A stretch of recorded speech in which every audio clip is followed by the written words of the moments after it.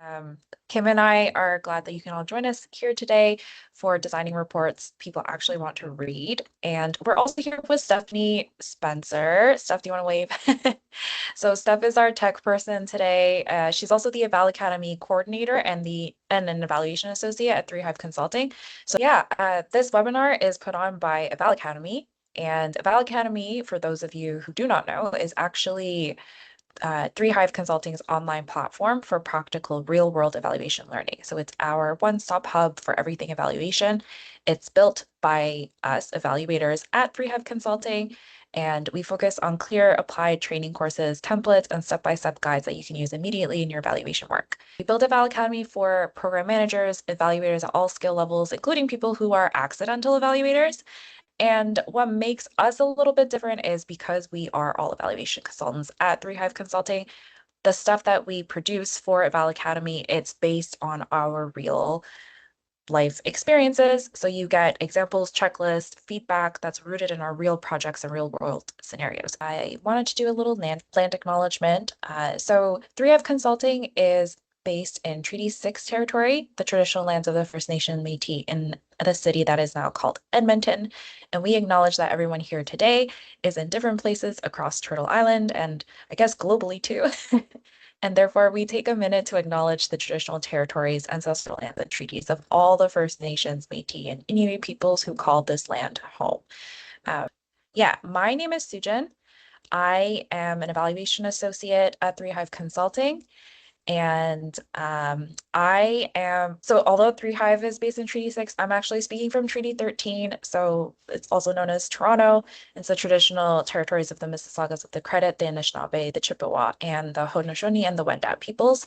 So I have a master's in adult education. I've spent a lot of years creating learning experiences for a lot of different types of people. So, for example, previously I've taught ESL in a classroom setting. I've also taught literacy and adult basic education. I've done instructional design and knowledge translation. So that's kind of where I'm coming from and my perspective and my interest in this topic. And I'm also joined by my colleague, Kim.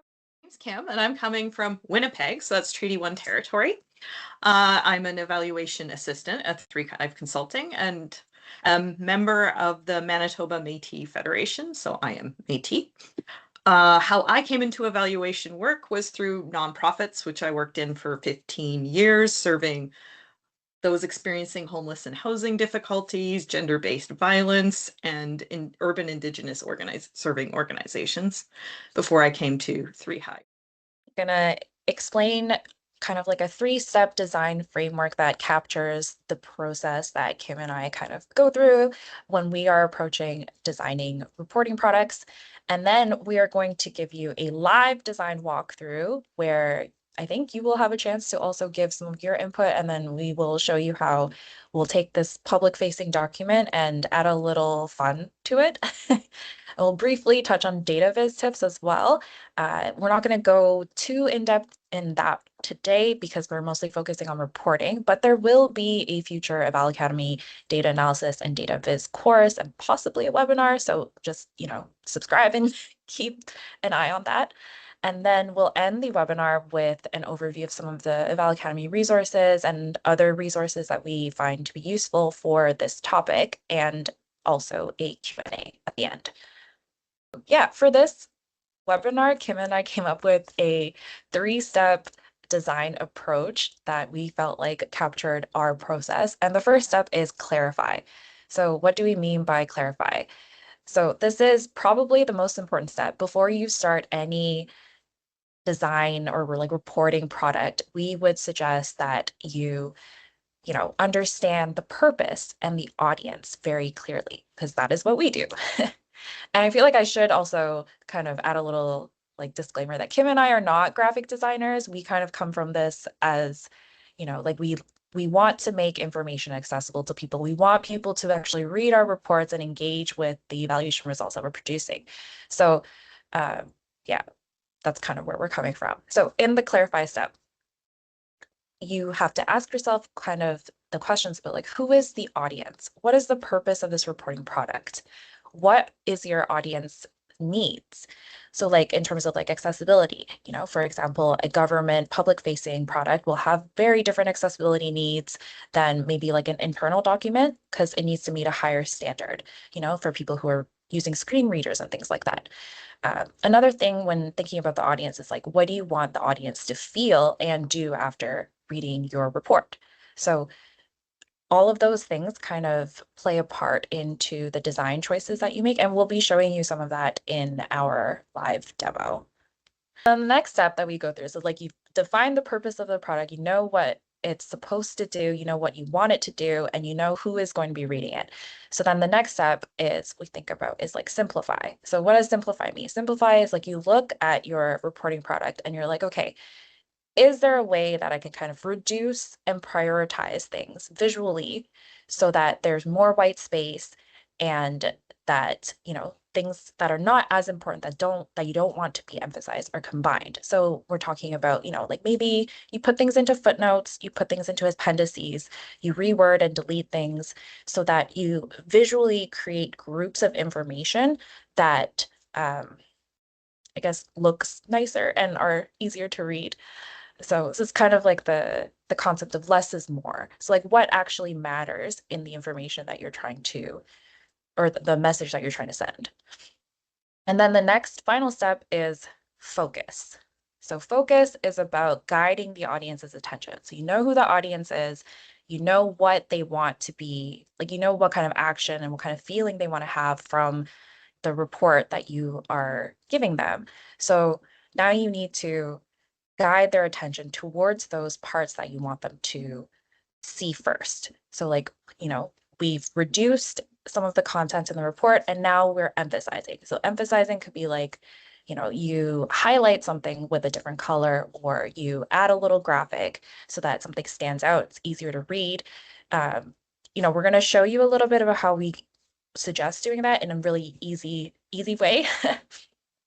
I also want to say that not everything needs to be designed. So, you know, kind of like that idea from the previous step about less is more. It's not that we recommend like you just highlight everything and make everything colorful. It's like sometimes, you just want a call out box and that's enough because that kind of, hammers home the message that you're trying to send. So it's about refocusing the audience's attention, not just making everything look nice. So this is an example report that we found. It was a Government of Canada report. So just a few things we noted when we kind of looked at it. Yay, it had a little bit of color at least with the logo. And if Sujin scrolls down a little, you'll see too that there's some color in the footer. So that we're like, well, there's some, and that was it. Everything else in here is black and white, very simplistic. So we're like, well, this is an easy document to start with to kind of go, okay, what would we do as some design options? We also liked that this one had a table of contents, page numbers, and headings were obvious already. So from a design perspective, that's a great start. But we're like, okay, what else can we actually do with this? Because, yeah, government report, it's probably to government people. So this is the clarify. Who's this for? Probably for government people. It could be also public facing. They might have an accessibility need in here that they're trying to do. And these colors obviously fit accessibility. Black and white are pretty simple for that.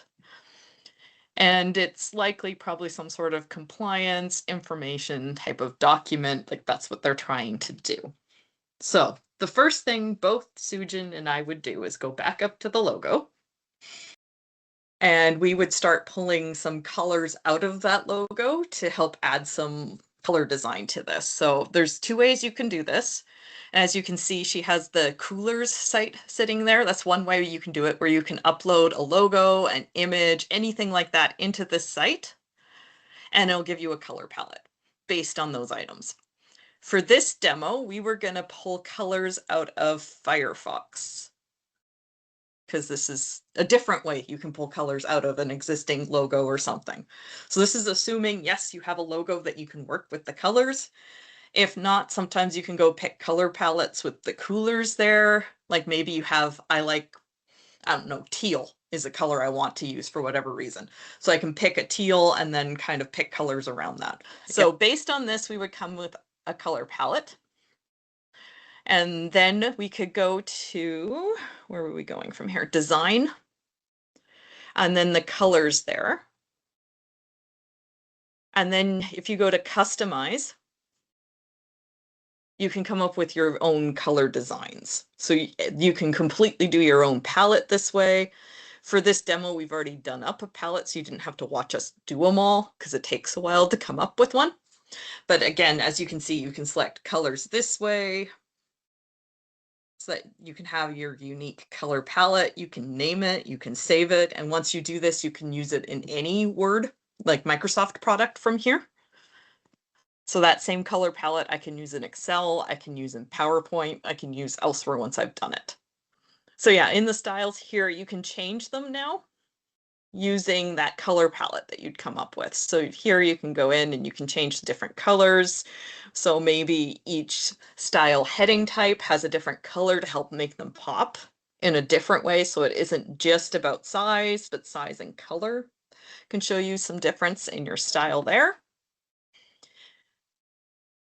But keep in mind, consistency is still key. You still want to have consistent fonts. Use no more than 2 fonts in your entire document. So maybe your title or main header are a different font, but everything else is the same font. So consistency is still key. You don't want to have too many fonts that it's overwhelming. Sizes, again, you don't want too many different sizes. However, you do want each heading type to stand out, and anywhere from 4 to 5 difference in size helps those stand out more. So 4 or 5 points between help. So if you have a 12 here, you'd want like a 16 or better elsewhere, just to give an idea of like font sizing. As she's updating our document with some of the fonts and stuff there. And again, she looks like we're going to change the title just so you see a different color. And color does help tell your story.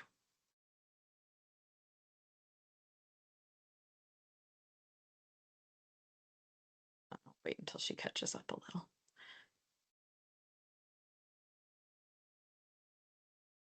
And yes, accessibility, you still do need to keep that in mind, that there needs to be enough of a difference between them that they're readable and easily readable. So, and then we go on to simplify. So here we want to reduce, combine, or break up the text. For you can add a stock photo to help tell your story if that's useful in some of your white space. Some of this sort of stuff we thought here.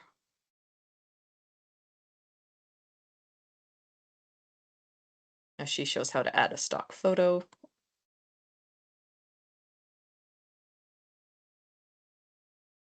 Given this is a housing document, I think we had a housing photo in mind. Again, you can have paid photos, but you need to make sure you have the royalty or rights to them. We're just using stock for this so that we didn't have to worry about that. Again, any photos and graphics you use should help further your story. So it's about the story and the narrative here. So it's like, well, this is information about housing. So maybe we show different types of housing or a different style of housing or something like that here would kind of help tell that story.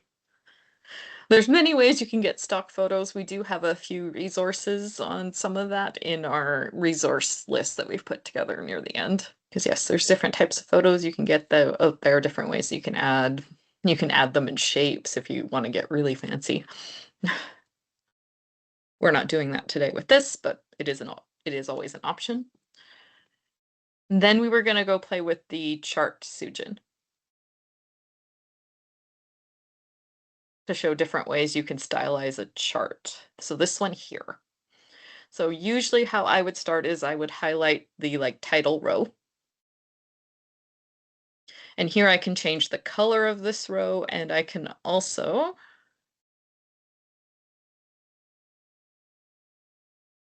we're starting with the simple one, color first. So again, already that stands out. And then usually when I have this row selected, I also go into the table settings here, table properties, sorry.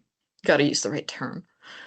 And I usually select this as to be repeated on every page because I find from a readability standpoint, I don't always remember what the row is when I get to a new page.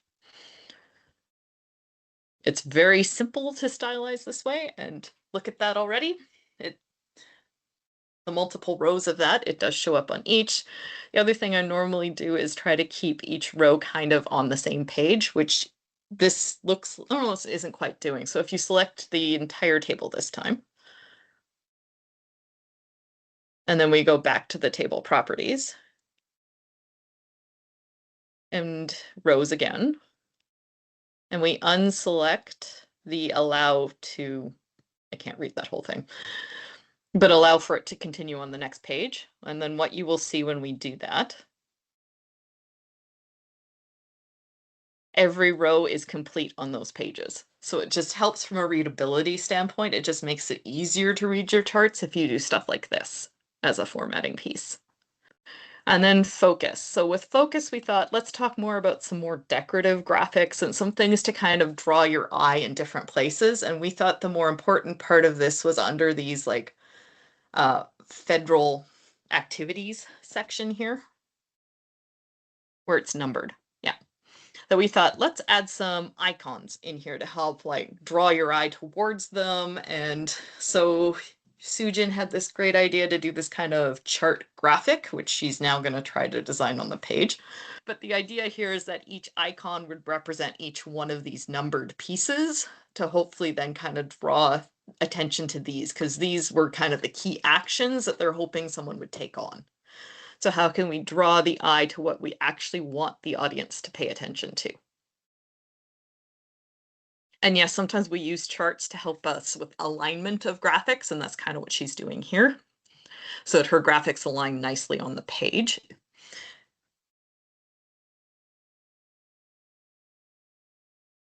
I know adding icons, it takes longer than we usually think it does.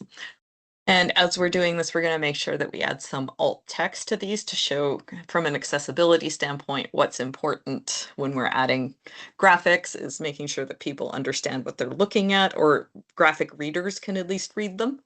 And that's what the alt text here is about. So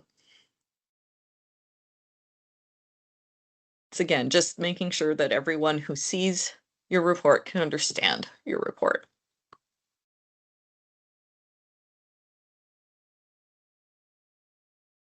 And yes, in this case, we're using arrows to represent houses, because sometimes you have to get creative with the graphics you have access to.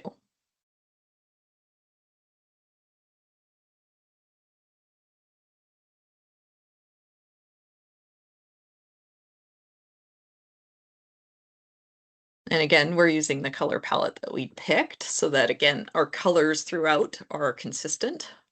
So we're using consistent look, consistent feel throughout as we do this.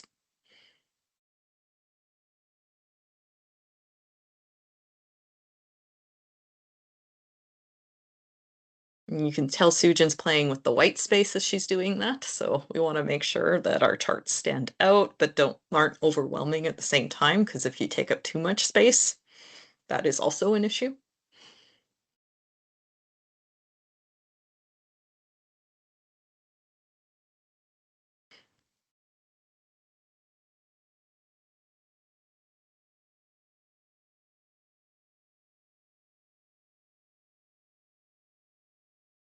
And yeah, she's just adding the key points that she wants to draw attention to. So you don't need to add the full heading, which is what she's showing you here, is just the key words to describe each of those headings. She's adding kind of as the text in front. And changing the font so it shows up properly on that space, as you can tell. Because, yep, colors, you pick the ones that are going to show up. While she's finishing that up, what we've also learned when we're sharing out reports like this, we like to share them in PDF format to keep the integrity of your graphics that you've done. Otherwise, different readers can move them around in a way that you don't intend. So I'm just going to say that as she's adding other graphics to this to give it more interest, to kind of show with some other icon what each one of these to kind of represent each one of these to make them, again, stand out more. Because if these are the key parts that you want someone to take away, how do we make it stand out? That's the whole purpose of this graphic. Which, yeah. Welcome to Word. Sometimes it doesn't want to move things where you want to move them. And yeah, any of these icons in Word, you can always change their colors, which she's going to show you right now, so that they better match your palette and what you're trying to show, and they better show up. So I'll talk about PDF as she's figuring this out, because that's a key thing we've learned is make sure you save them to PDF when you're done, particularly when you're sharing them, because every version of Word seems to do funky things to each other's graphics.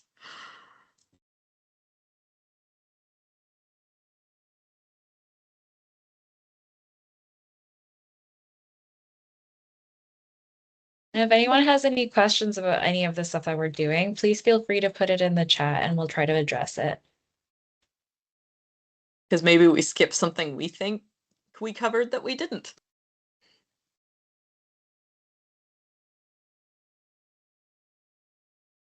And again, it's the same idea with the chart above, that you can change the headings, you can change the background, you can change any and all the colors to make things stand out.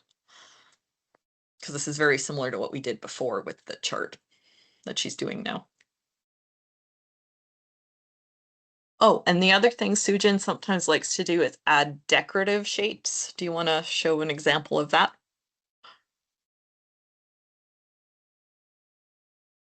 Again, we're just using shapes that already exist in Word. This is nothing fancy. None of this is paid content beyond you have access to Word.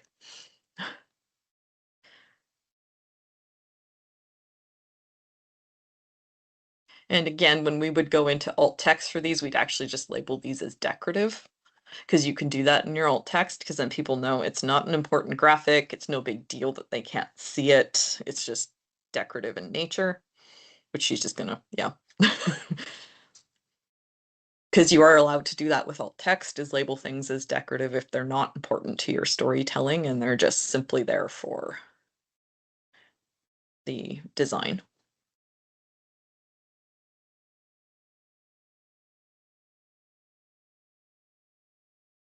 And yeah, she's grouping them so they're easier to move. And look at that. The text is right in front of it and you can move it anywhere you want on the page. You can copy and paste this so you have multiples throughout your document, just to give you some ideas. And once again, we're using the same color palette that we put in at the beginning, because consistency is important. Oh, yeah, we've made that. Yeah. Now, make sure your backgrounds aren't transparent if you're trying to add something like this. But gives you an idea. You can move them around, put them around, copy and paste, whatever you need to do with something like that if you just want it throughout your document. You can also do headers and footers with stuff like that in them as well, just to give you some more ideas. I think those were the key design pieces we wanted to show here today. Sujin, unless you think I'm missing something. There's a comment in the chat. Okay. Favorite fonts, including text and graphics. Sujin, I know you like Montessori. Because yeah, accessibility is a piece of that, because you want it easy to read. Not all fonts are. Do you have Yeah, something? this one is one that's commonly used online on websites these days. Mm-hmm. Because yeah, there are a few that are more common for that. Some people still use Arial, which is okay from an accessibility standpoint, at least. It's easy to read. We also like pop-ins and uh yeah, just no serif fonts. This one's currently using Aptos. Okay. Which didn't look terrible, so we never did change the fonts. Yeah, there was another question. I'm not sure if you want to answer it at this stage, Kim. Sorry about that. Yeah. From Zara. I tend to spend way more time on design than actually writing the content. Is this also true in your cases? I don't think we do, but a lot of times we do what we call is kind of like a report template first. So we'll spend time designing that, because then we know our colors and everything will be consistent when we go to actually write the report, particularly when we have multiple team members writing into the same report. Because we do have people who do more the Excel quant data, and they'll use the same template and same colors, because then we're consistent whenever anyone's adding to that report. And Sujin or Steph, do you have more you'd like to add to that? Because I know you both have experience in this too.